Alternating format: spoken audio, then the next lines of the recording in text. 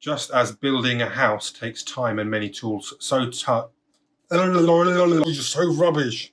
Hi, good afternoon. My name's Tom Jeffs and I'm one of the mental health first aid trainers here at Changing Minds Kent. And this is how to beat negativity.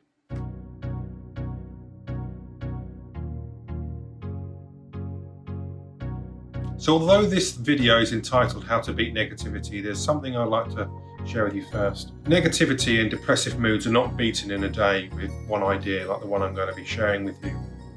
Just as building a house takes time and many tools, so too does the fight against negativity. One of the other things I'd like to say is that although this video is entitled, How to Beat Negativity, ultimately negativity can't be destroyed. But I use words like battle and fight and beat because that's what most people think that they need to do in order to overcome negativity. But that doesn't always lead us down the path towards internal peace, for want of a better phrase. And this is why.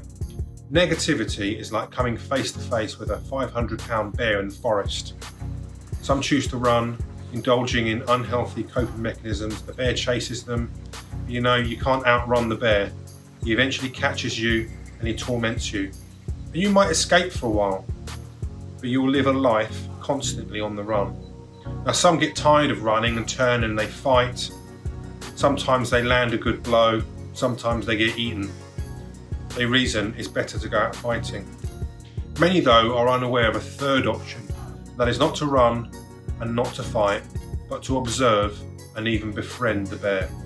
But how do you do that? So the tool I'm going to share with you in this video is a technique that allows for an instant supercharged level of metacognition. But what's I can't even say it. Just so rubbish. But what's metacognition? It's the idea of watching your own thought processes. Basically means thinking about our thinking. So it's a little bit like suddenly find yourself sitting back in a cinema chair, watching your thoughts on the big screen. And it allows for a bit of space between you and your thoughts. For those of you who have tried mindfulness but you've never quite got it, this is one of those helpful skills that's developed by paying attention in the present moment. The more you practice and the better you become at waking up and seeing your thoughts, the more you'll benefit. So what's the technique? Well, here it is. We all contend with negative thinking in our life, and unfortunately some have become well practiced at it, and that behaviour has become well ingrained. So when the next time you find yourself contending with negativity, close your eyes, imagine you're on a circular platform in a darkened auditorium. The light of attention is on you. But you can hear negative shouts and judgmental comments emanating from the darkness around you. You then say, "Stop. Can we have the lights on, please? Who's talking right now?" To your amazement, you see a crowd of individuals who make up various aspects of your personality.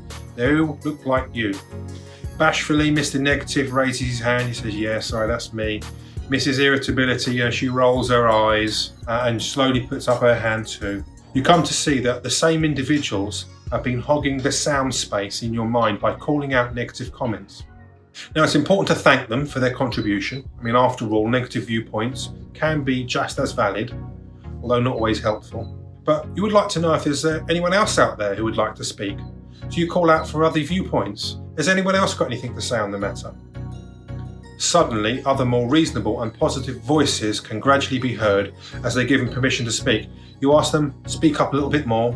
Some have been shut out for years. The more you give permission for them to speak, the more confident they feel at expressing their opinion. And so your positivity grows as you start to change your internal dialogue. So what's the challenge? Well, the hardest part of this practice is actually catching yourself when you're in that low mood, or you're feeling negative, or you're feeling quite emotional. Maybe you don't think you're being negative. Negativity likes to dress itself up as realistic, but don't be fooled. Wake up. By practicing mindfulness regularly, you become more aware of your bodily sensations and ultimately, by extension, your own thinking. So the more you practice it, the better you get. So get practicing. My name's Tom Jeffs, and I'm one of the mental health first traders here. You're so rubbish. My name's Tom Jeffs, and I'm one of the mental health first aid trainers here at Changing Minds. You're so rubbish. Who's talking right now? Can we have the lights up, please? Who said that?